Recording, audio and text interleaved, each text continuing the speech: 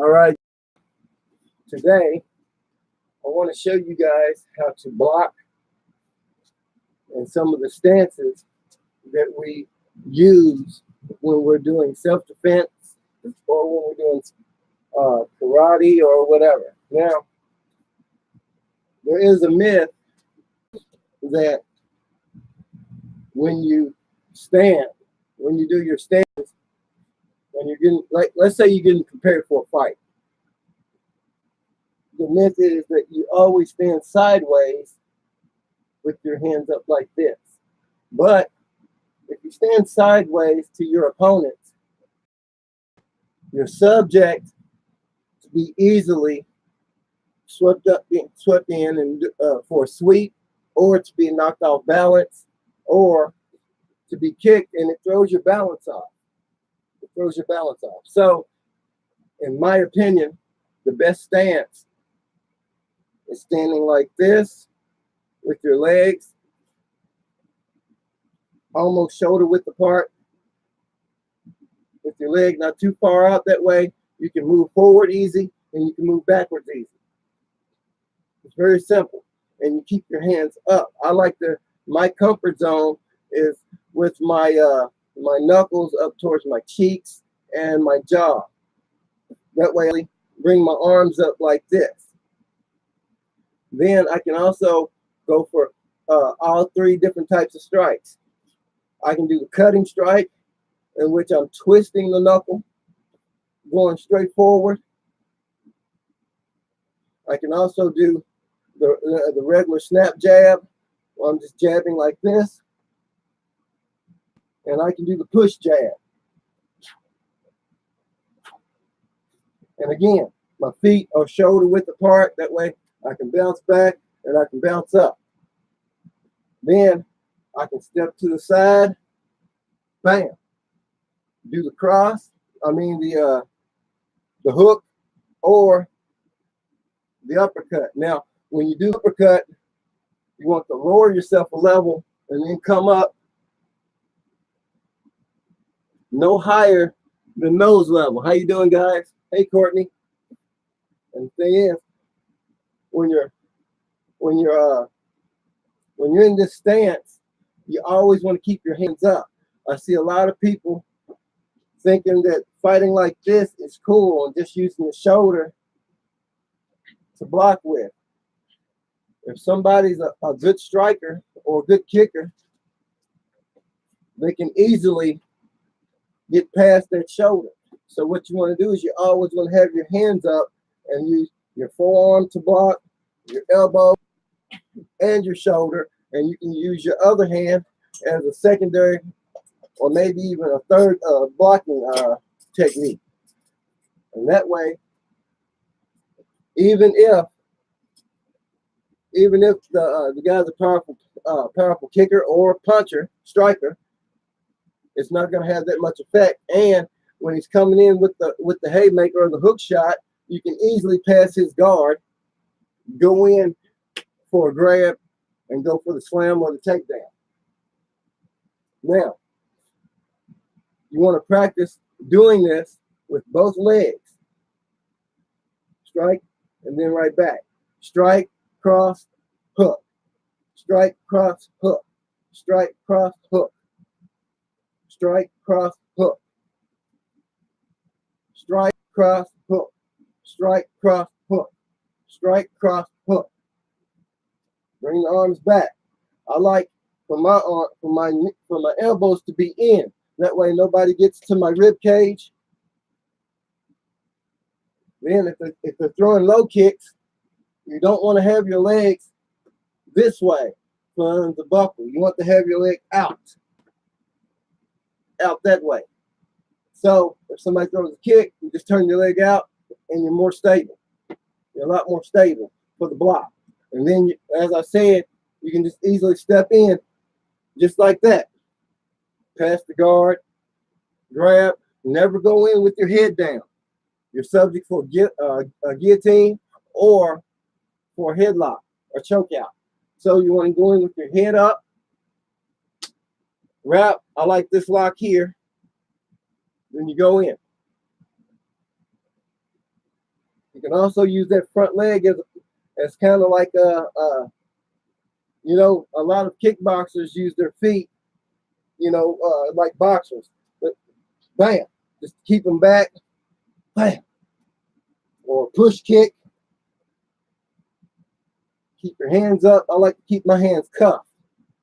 That way, if I have to parry and then strike, I can do that. Both hands, parry, then strike, parry, then strike, parry, strike.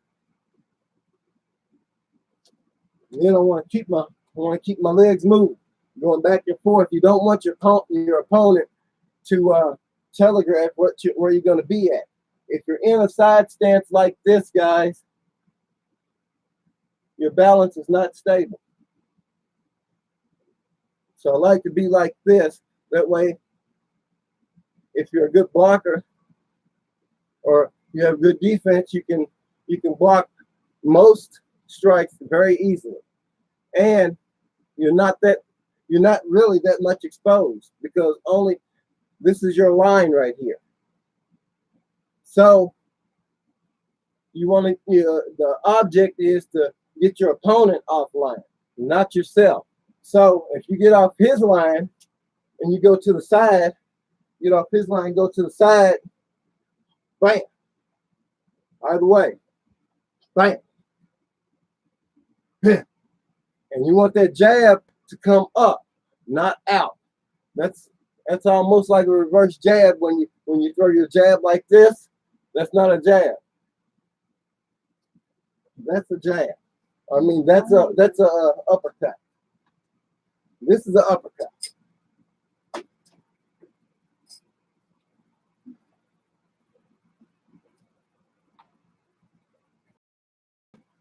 Notice how I'm bringing my leg forward with each of my jabs. Notice how I'm switching levels and going under for the uppercut. And I see a lot of people throw their jabs to the side like this.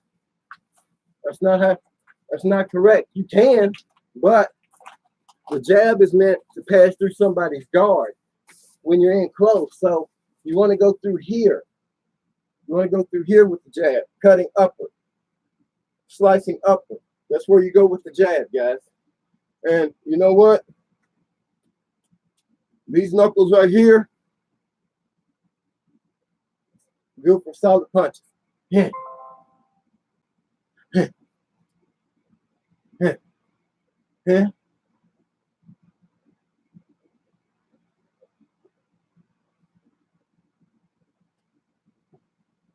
So if you want to try to block low kicks, to the side out like that, not like this. Like I said, if you're Roy Jones Jr. or something like that, then yeah, go ahead and or Anderson Silva block like that if you want to. But normal fighters, they're going to keep their hands up. You're going to keep your hands up, and you know how to bob and weave. Not exposing your chin. The best way to do that is to put a tennis ball in between your collarbone and your chin and practice keeping your chin tucked. Because if somebody hits you straight in the forehead, that's the hardest part. That's the hardest bone in your body, guys. So if somebody hits you there, then well, it's a lot better than you being hit right here in your jaw or anywhere else in your nose, eye, wherever. But this to me is almost the perfect way.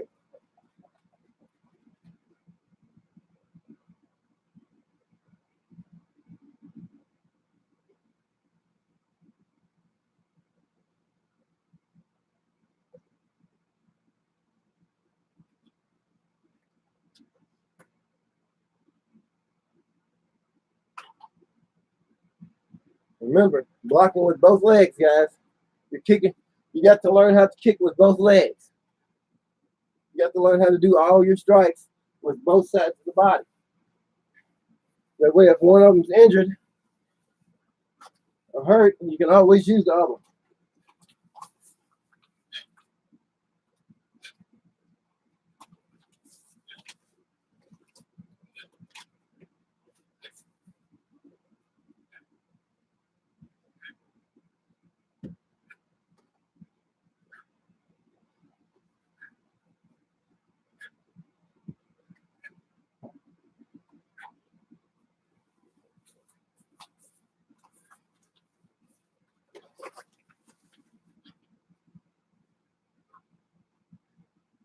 Courtney's on there showing on Facebook. Hey, Courtney. Love you, girl.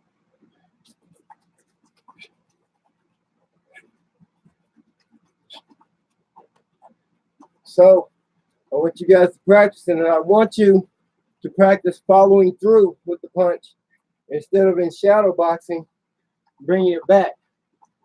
You want your punches to go through your opponent. That's what you want them to do.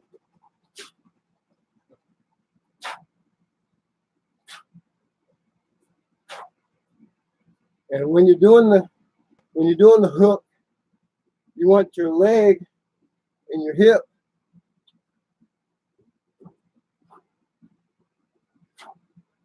to go around with it.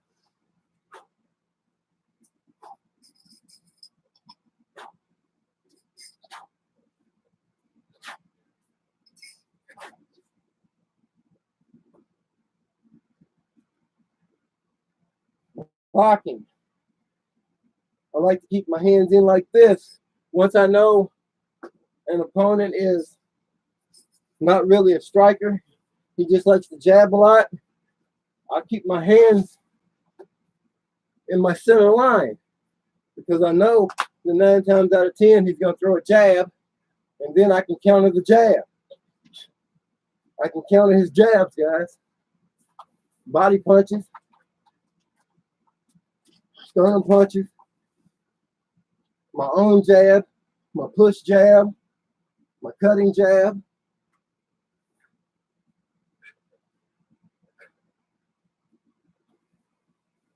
My Superman.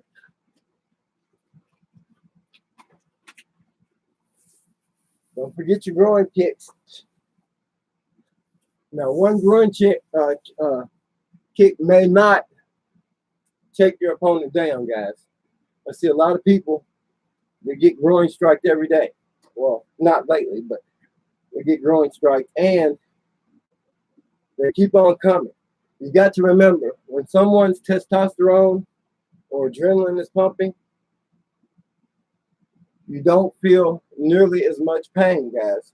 So the object is to take them down in a way to where their body mechanics, like let's say you try to do a pressure point on someone that's attacking you. 9 times out of 10, it's not going to work. So you have to do something that goes against their body mechanics, guys, like grabbing their arm at the shoulder here and then throwing them. When you get somebody off balance and you control the head, their equilibrium is off. So that means their balance is going to be off. And once their balance is off, then you're able to throw them anywhere you like to go. That's the key. The object is when you have an opponent that is stronger than you or whatever, you have to get them off balance.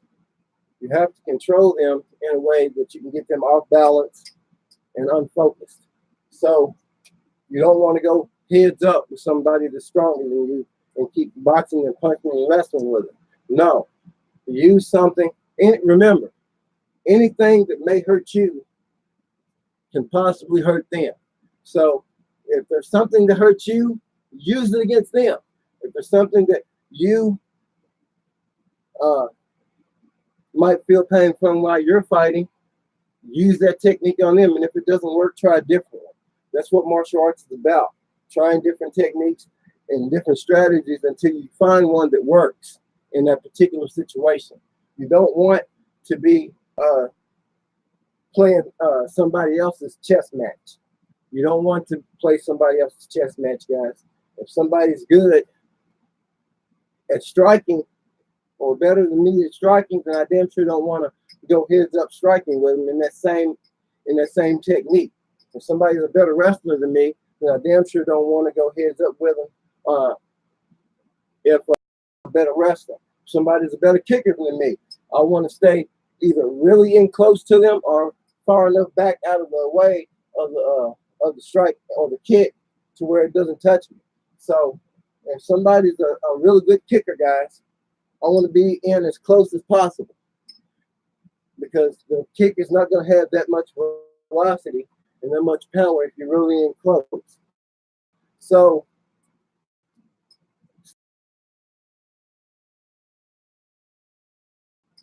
utilize your elbows, guys. The X shape. In my ears, use those your legs behind there so they can't pick you up. Palm strike those ears, guys, and then go for the head and pull it back. So him and then sack in one of their arms. And on me.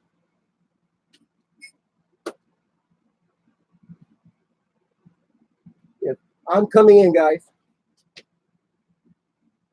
first thing Shelly's gonna do is move out of the way a little bit.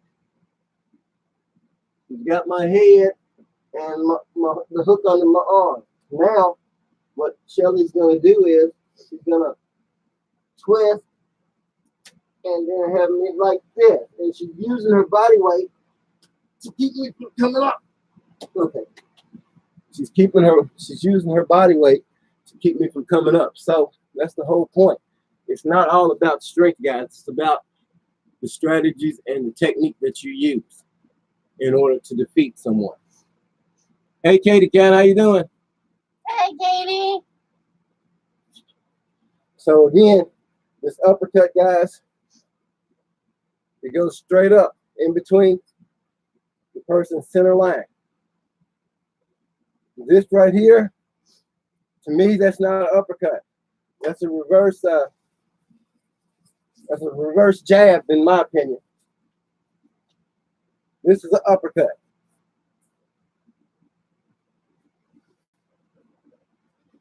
And again, try not to let your uppercut go way up here.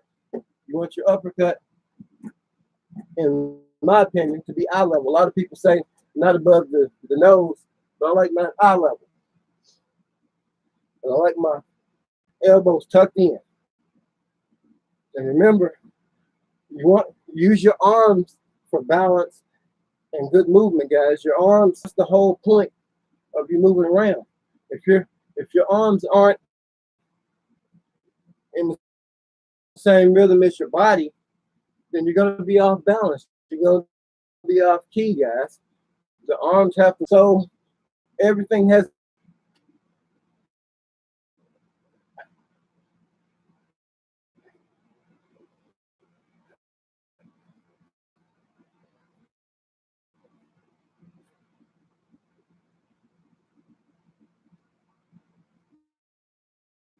Now, we're going to talk about some more palm strikes.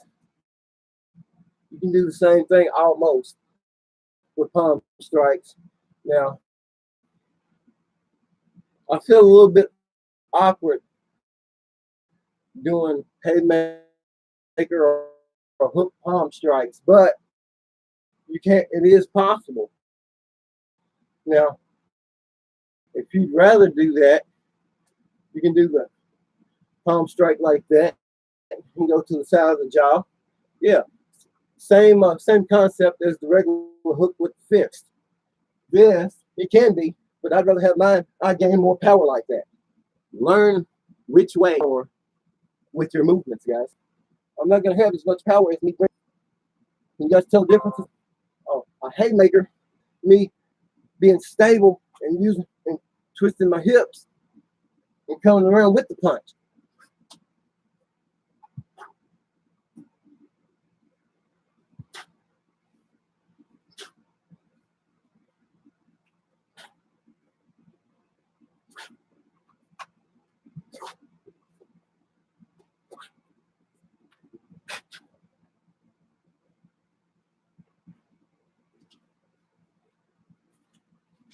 So again, with those palm strikes, guys, you can do it off. You can lead off either leg.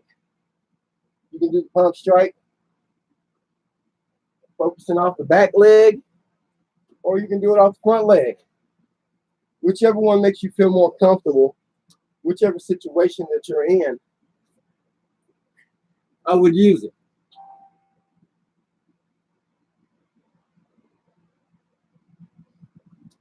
So, can't really do takedown defenses because I don't have a partner to take down defense with. But I like to sprawl. First thing I'll do is I'll sprawl my legs out and get ready for it.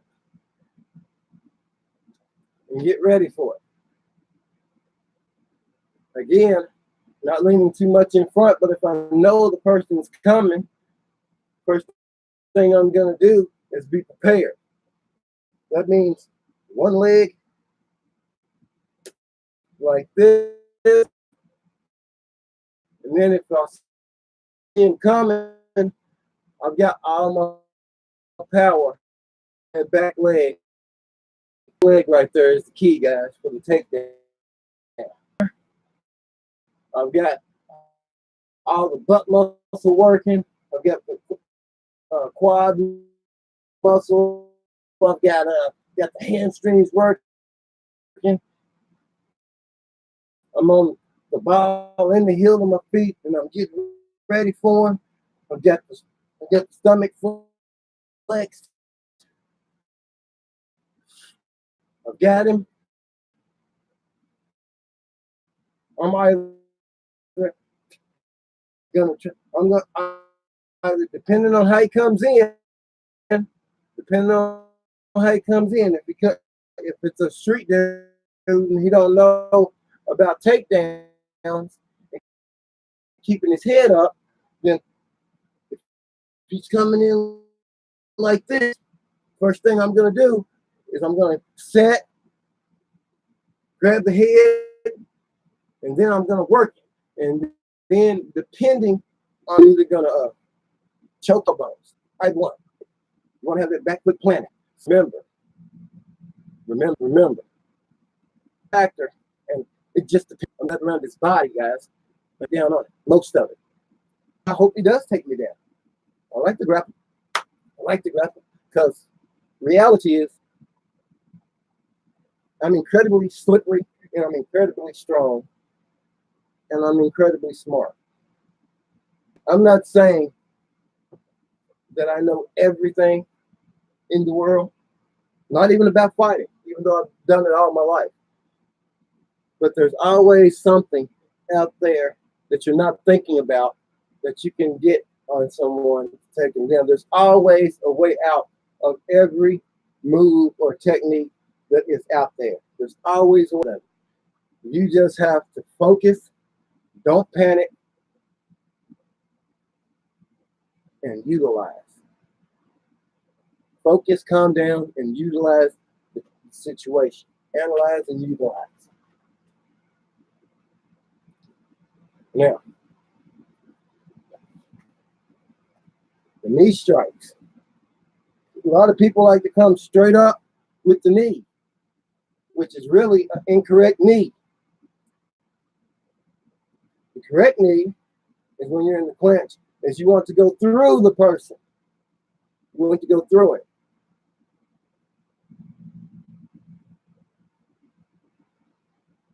That is a correct knee. Not straight up.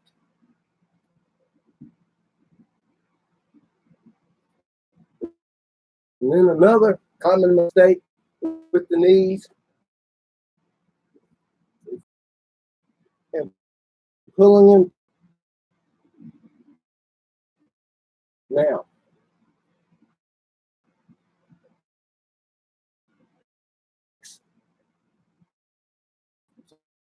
Fight like this in the world.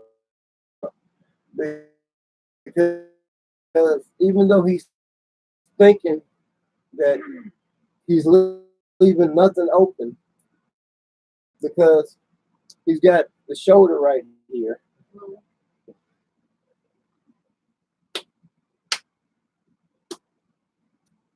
They're like this. I'm going to go around him, slip it. I've got him in either a half Nelson, a choke. Then all I gotta do to take him down, just tap that leg with my knee. He's gone down. Bye. Betty bye. Betty bye. Good punch to the stomach. Show it. To be honest.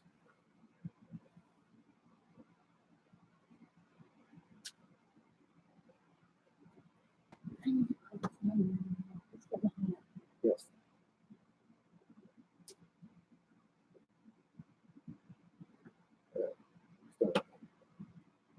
All right. Hard as you can. Hard as you can. Go. Go. Now, instead of doing it like that, go straight out with it. All right. Hard as you can. Don't hold back. So,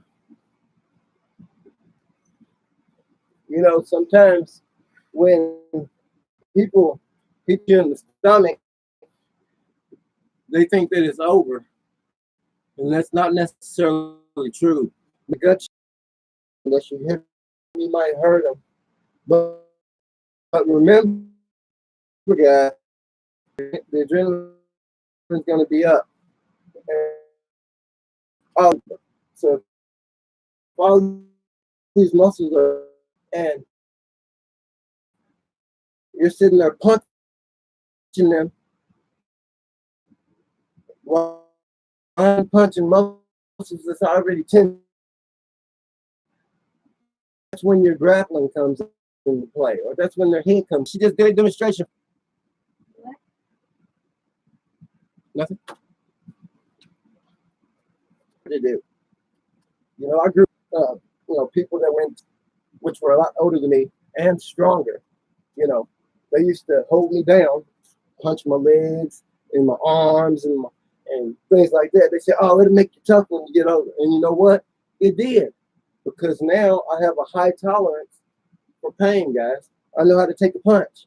I know how to take them because I've been through that scenario before. If you've never been through something, then you're going to have the shock of your life. But, your mind and your body, your muscles have something called muscle memory. So if you're used to something and you stop doing it and then you get back into it, your muscles remember that, and they actually, they actually start working a lot faster and better than someone who's never done it before, because they remember that. So if you had a 350-pound bench press and then you took off for like 2 months, your muscles are going to remember that when you get back. Not saying that it'll be the first day, but once they grow and rejuvenate, tear down, grow and rejuvenate, you'll come back stronger each time.